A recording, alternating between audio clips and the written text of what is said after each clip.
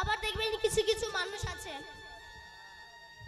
এরা বলে ভগবানটা নাই, সব ফালতু জিনিস। ভগবান আছে, তোমার কাণ্ড জ্ঞান নাই। যার জ্ঞান নাই তার কাছে ভগবান থাকবে কি করে? যার জ্ঞান আছে তার কাছে ভগবান আছে। কোথায় ভগবান আছে?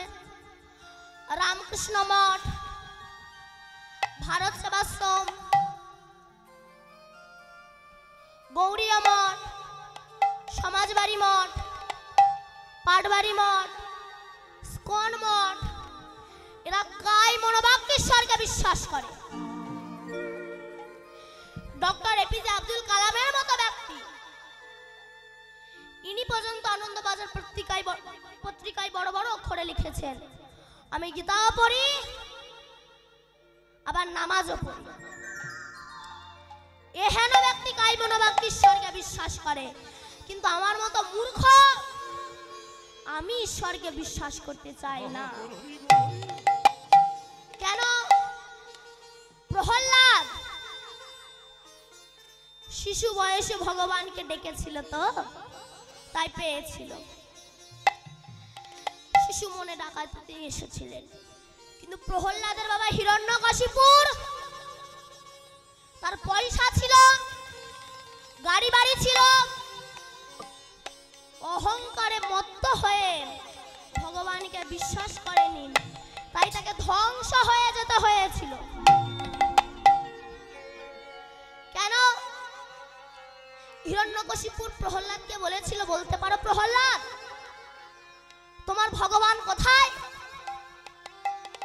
মারবারও কিন্তু কম চেষ্টা করেনি, আমরা জানি সবাই, আমি ছোট করে বলছি।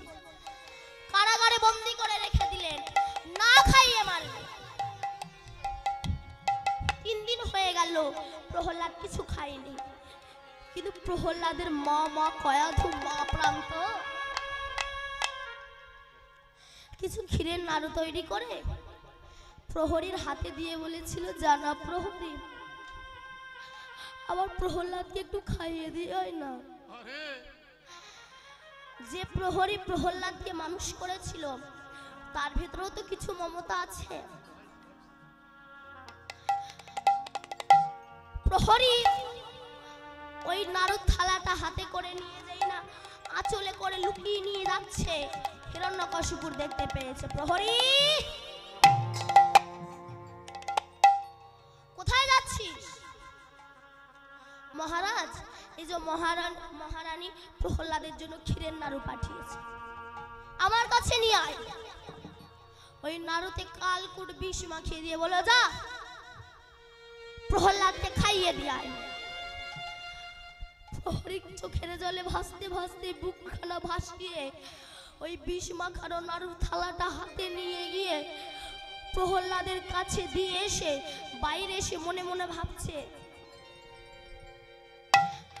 প্রহ্লাদ ওই বিষ মাখানো নাড়ুটা সেবা করে কিভাবে ছটফট করতে করতে মারা গেল তা আমি একটু নিজের চোখে দেখবো। এই বলে কারাগারের ওই ছিদ্র দিয়ে দেখছে। প্রহ্লাদ এমন সময় একটা নাড়ু হাতে তুলে নিয়ে ডাকছে, হে গোবিন্দ, হে দয়াময়, ভক্ত ডাকলে নাকি তুমি তার ডাকে সাড়া দাও। আমি তো তোমাকে কিছু না দিয়ে খাই না ঠাকুর, তুমি এসো, তুমি নিজে আগে সেবা করবে, তারপরে আমি সেবা করব। হঠাৎ প্রহরী দেখলো কারাগার অন্ধকার ঘরটা যেন আলোয় পরিপূর্ণ হয়ে গেছে। কে যেন একজন রূপমাধুর্য, যার বদনের দিকে তাকালে নয়ন আর ফেরানো যায় না। প্রহরী বলছে, তাহলে ওই বুঝি প্রহ্লাদের ভগবান।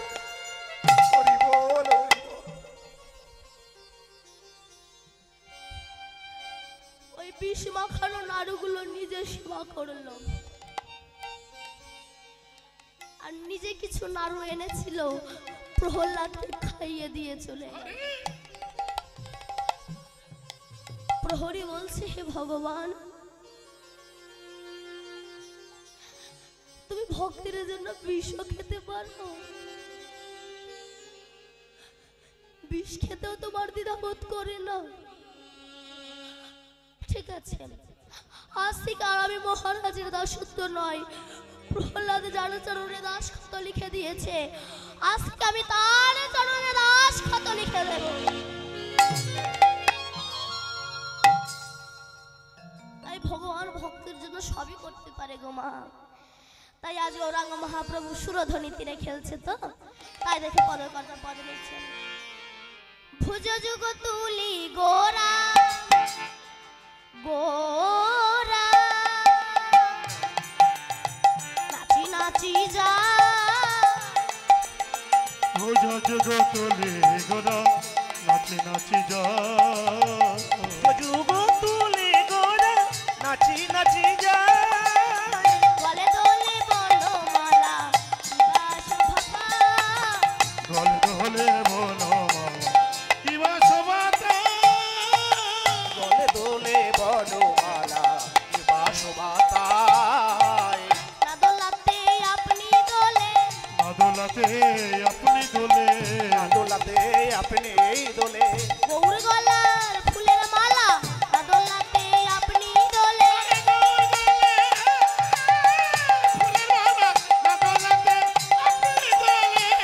গলার ফুলের মালা না দোলাতে আপনি দোলে, গৌর গৌর গৌর বলে, না দোলাতে আপনি দোলে, গৌর বলে না দোলাতে আপনি দোলে, গৌর গৌর বলে না দোলাতে আপনি দোলে, দুলতে দুলতে বেড়ে চলেছে, বেড়ে চলেছে, দুলতে দুলতে বেড়ে চলেছে, গৌর চরণ পাবে বলে, দুলতে দুলতে বেড়ে চলেছে, গৌর চরণ পাবে বলে দুলতে দুলতে বেড়ে চলেছে, গৌর চরণ পাবে বলে দুলতে দুলতে বেড়ে চলেছে, গৌর প্রাণ গৌর বলে, দুলতে দুলতে বেড়ে চলেছে, আগৌর প্রাণ গৌর বলে দুলতে দুলতে বেড়ে চলেছে, আগৌর প্রাণ গৌর বলে দুলতে দুলতে বেড়ে চলেছে, গৌর গৌর গৌর বলে, দুলতে দুলতে বেড়ে চলেছে, গৌর গৌর গৌর বলে বলি গৌরে কৃপা করো বলে, দুলতে দুলতে বেড়ে তাই চলেছে, ওর হরি বল। করো বলে দুলতে বেড়ে চলেছে, গৌর কৃপা করো বলে গৌর চরণ পাবে বলে, আরে গৌর চরণ পাবে, দুলতে দুলতে বেড়ে চলেছে, দুলতে দুলতে বেড়ে চলেছে। ভগবান ভক্তের জন্য বিষ খেয়েছে, ভগবান ভক্তের জন্য কি না করতে পারে, ভগবান ভক্তের জন্য সবই করতে পারে। ভগবান ভক্তের জন্য ভিক্ষা পর্যন্ত করেছিলেন। রাধে রাধে। কেন? যিনি জগতে সকলের আহার জোটায়, সকলের আহার জোটায়। কেন? আমি যখন মাতৃগর্ভে ছিলাম, আমি কি খাবো? মায়ের নারীটা যিনি সন্তানের নারীর সঙ্গে অ্যাটাচ করে দিয়েছিলেন, বাইরে থেকে কেউ জুড়ে দিয়েছিল না তো, একজনা জুড়ে দিয়েছিল, তিনি হচ্ছেন আমার পরম বন্ধু। তারপর আমি পৃথিবীতে এসে কি খেয়ে বেঁচে থাকবো?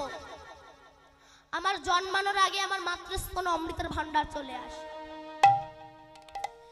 সেই দুগ্ধ কতটা মিষ্টতা হলে, কতটা উষ্ণ হলে দুধের শিশু বারবার খাবে, তিনি মিথ্যার করে পাঠিয়ে দিয়েছেন। এমন পরম বন্ধু বুঝে আর জগতে হয় না। রাধে। যিনি জগতে সকলের আহার জোটায়, সেই ভগবান ভক্তের জন্য ভিক্ষা করেছে। এর কত প্রমাণ আছে? নীলাচলে মহাপ্রভু হরিদাস ঠাকুরের জন্য ভিক্ষা করেছে, আজও সেই দিনটা পালিত হয়। সেই হরিদাস নির্যাস মহোৎসবে যে কিছু দান করে, কিংবা সেখানে প্রসাদ পায়, কিংবা হরিনাম শ্রবণ করে, ওই দিনটায় তারা অচিরেই কৃষ্ণ ভক্তির উদয়। হরি বল হরি বল।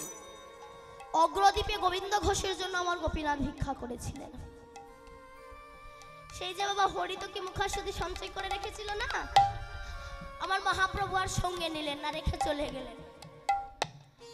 সেখানে একটা কুঠির বাঁধলেন, বিবাহ করলো, সংসার হলো, স্ত্রী হলো, পুত্র হলো। কিন্তু দুর্ভাগ্যের বিষয় কি জানো মা? স্ত্রীটা আগে মারা গেল, পুত্রটা পরে মারা গেল। ওই 5 বছরের বাচ্চা ছেলেকে কোলে তুলে নিয়ে গঙ্গার ঘাটে গিয়ে সমাধি দিয়ে এসে গোপীনাথের চরণে পড়ে বলছে, গোপীনাথ হরি বল, হরি বল। গোপীনাথ, তুই আমার স্ত্রীকে কেড়ে নিলে, আমার পুত্রটাকেও কেড়ে নিলে গোপীনাথ। ঠিক আছে, আমি আর কোনোদিনও তোকে কিছু সেবা দেব না, তোর সঙ্গে কথা বলবো না। নিজে কিছু সেবা করেন আর গোপীনাথকেও কিছু সেবা দেয় না। 3 দিন হয়ে গেল, আর কষ্টি পাথরের ঠাকুর আমার গোপীনাথ থাকতে পারলেন না, বেরিয়ে এসেছে। বাবা, ও বাবা, বাবাকে যে আমাকে বাবা বলে ডাকবে তাকে তো আমি গঙ্গার ঘাটে রেখে এসেছি, তাহলে কি আমায় বাবা বলে ডাকছে? বাবা, আমি তোমার কষ্টি পাথরের বিগ্রহ গোপীনাথ। গোপীনাথ, কথা বলতে পারিস? কথা বলা ঠাকুর আমার ঘরে থাকতে আমার ছেলেটা চলে গেল, তুই দাঁড়িয়ে দাঁড়িয়ে দেখলি গোপীনাথ? তুই এত নিষ্ঠুর। আমি তো তোর কাছে চাই না আমার স্ত্রী দে, পুত্র দে, কেন দিলি আর কেন বা নিলি বলতো তুই? বাবা, খুব খিদে পেয়েছে, কিছু খেতে দাও না। গোপীনাথ, আমার স্ত্রীকে পুত্রকে দুজনকেই কেড়ে নিয়েছিস, এখন তুই খেতে চাইছিস? বাবা, ওটা তোমার ঔরজাত সন্তান বলেন, আর আমি পাথরের বিগ্রহ বলে তুমি আমাকে খেতে দেবে না। জানিস গোপীনাথ, কোনো বাবা মার যখন সন্তান হয় তাদের কিন্তু মনে একটা বাসনা জাগে, কি আমার মৃত্যুর সময় আমার পুত্র আমার কানের ধারে এসে হরিনাম শোনাবে, আমার মুখে জল দেবে। কে বলতো আমার কানের ধারে হরিনাম শোনাবে, আমার মুখে জল দেবে? তুই বল। গোপীনাথ বলল, বাবা কথা দিলাম, তোমার মৃত্যুর সময় তোমার কানের ধরে আমি হরিনাম শোনাবো, আমি তোমার মুখে জল দেব, আমি কাছা পড়ব, আমি 1 মাস অবিষণ্ণ খাবো, আমি পিণ্ডদান করব, আমি শ্রাদ্ধ ক্রিয়া করব, আমি বাৎসরিক ক্রিয়া করব। বল, হরি বল। খেতে দাও না বাবা। যে বাবা মা মনে করে আমার তো সন্তান নাই, যাদের হয় না, আমাকে কে দেখবে? ইহ জগতের সন্তান কিন্তু মা চায় স্বার্থের জন্য ভালোবাসবে। আমার বলার দরকার নেই, ঘরে ঘরে যে বৃদ্ধ বাবা মায়েরা বসে আছে, আপনারাই তো ভাবতে পারছেন, নিজের জীবনের সঙ্গে মিলিয়ে নেবেন কথাগুলো। সন্তানটাই তো কি হয়েছে, মাধবকে একটু ভালোবাসা যায় না? হরি বল, হরি বল। আমার স্ত্রী পুত্রের জন্য এত কিছু করি, ভগবান বলছে আমাকে বেশি কিছু দিতে হবে না, ওর মাঝখানে কি আমাকে একটু ভালোবাসা যায় না? ভালোবেসে একবার দেখো তাকে, সে তোমার অবশ্যই কৃপা করবে। আমি করবো বাবা, খেতে দাও না। গোবিন্দ ঘোষ লোকের দাঁড়ে দাঁড়ে ভিক্ষা করে রন্ধন করে গোপীনাথের সামনে ধরে দিয়েছে। 1 দিন গেল, 2 দিন গেল, 3 দিন গেল, 1 বছর, 2 বছর, বছরের পর বছর, বহু বছর চলে গেল। এবার গোবিন্দ ঘোষের চলে যাওয়ার সময় হয়ে এসেছে। চলে তো সবাইকে যেতেই হবে, কেউ দুদিন পরে আর কেউ দুদিন আগে। রাধে রাধে। যেতে তো সবাইকে হবেই। যাওয়ার আগে যে কাজের জন্য পৃথিবীতে এসেছিলে সেই কাজটা একবার হলেও অন্তত করো। একবার কৃষ্ণ বলে চোখের জলে ভেসো, দেখো কৃষ্ণ আবেগকে কতটা শান্তি পাওয়া যায়। তাই গৌর হরি বল, হরি বল। গোপীনাথ মনে মনে ভাবছেন, আমার বাবার তো চলে যাওয়ার সময় হয়েছে। আমি যে আমার বাবাকে বলেছি মৃত্যুর সময় তার কানের ধারে আমি হরিনাম শোনাবো, তাই আমার গোবিন্দ ভক্তের মাথাটা কোলে নিয়ে, অর্থাৎ সন্তান পিতার মাথাটা কোলে নিয়ে আজ নাম শোনাচ্ছে। কি নাম? ও হরে কৃষ্ণ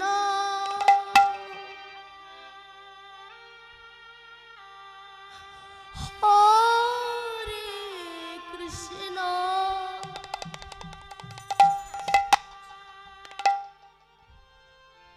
কৃষ্ণ কৃষ্ণ হরে হরে হরি বল, হরি বল। হরে রাম হরে রাম রাম রাম হরে হরে কৃষ্ণ তাই গৌর হরি বল। হরে কৃষ্ণ কৃষ্ণ কৃষ্ণ হরে গোবিন্দ হরে রাম হরে রাম রাম হরে হরে কৃষ্ণ হরে কৃষ্ণ কৃষ্ণ কৃষ্ণ হরে গৌর হরি হরে রাম হরে রাম রাম রাম হরে হরে। হরে কৃষ্ণ। এই সেই নাম যে নাম করলে মানুষ জ্বালা থেকে নির্বাপিত হয়, কিন্তু আমরা এমন মূর্খ, সংসার নিয়ে মেতে আছি, একবার জুড়াবারও চেষ্টা করলাম। হরি বল, হরি বল। এই সংসার বিছানলে দিবানিশি হিয়া জলে আমি জুড়াইতে না করি উপায়। তাই গৌর হরি বল।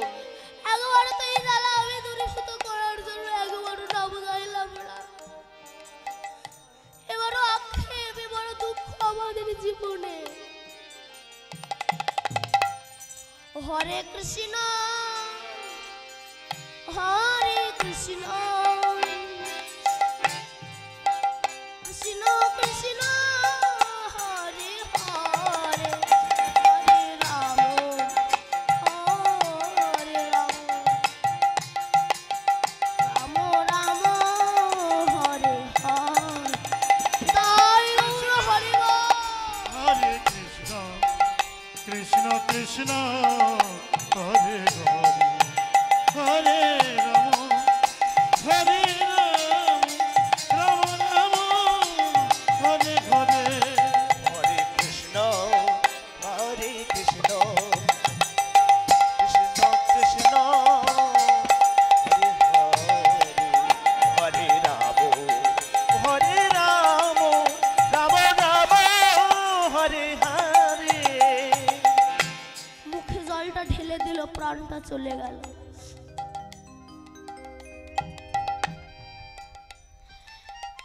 সেই দিনকে পূজারী গোপীনাথের অর্চনা করে শয়নে গিয়েছে।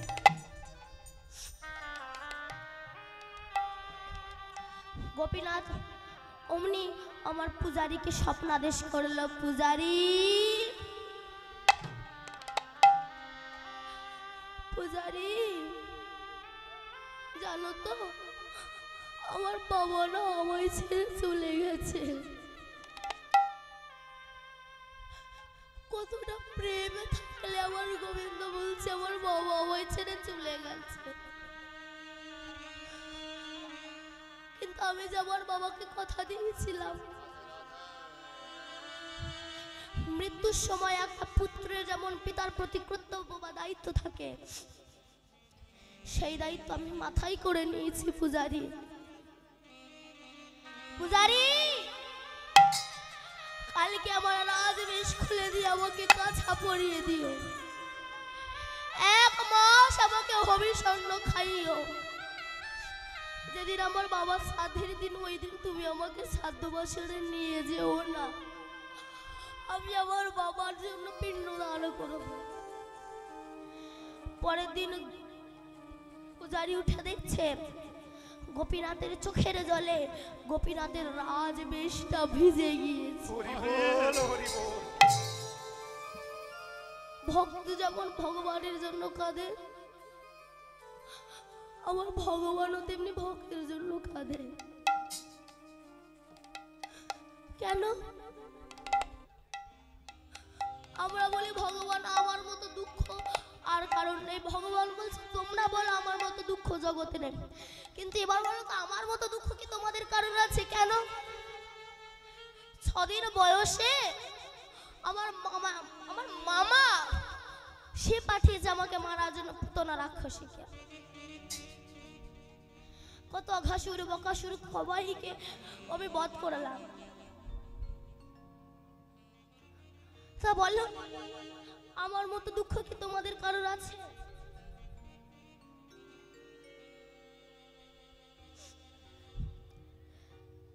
গোপীনাথের চোখের জলে যখন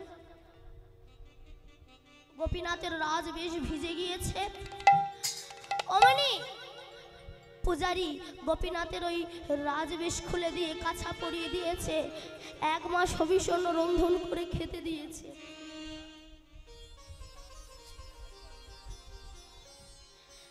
যেদিনকে শ্রাদ্ধ ক্রিয়ার দিন, শ্রাদ্ধ ক্রিয়ার দিন, সেদিন সমস্ত ভক্তরা মাথায় করে চাল ডাল সবজি ইত্যাদি এনেছে। পূজারি ঠাকুর, পূজারি ঠাকুর, একটু ঘোষ ঠাকুরের ছেলেকে ডেকে দেবে।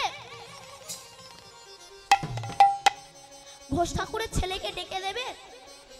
পূজারি বলছে কি গো, ঘোষ ঠাকুরের তো কোনো ছেলে নেই।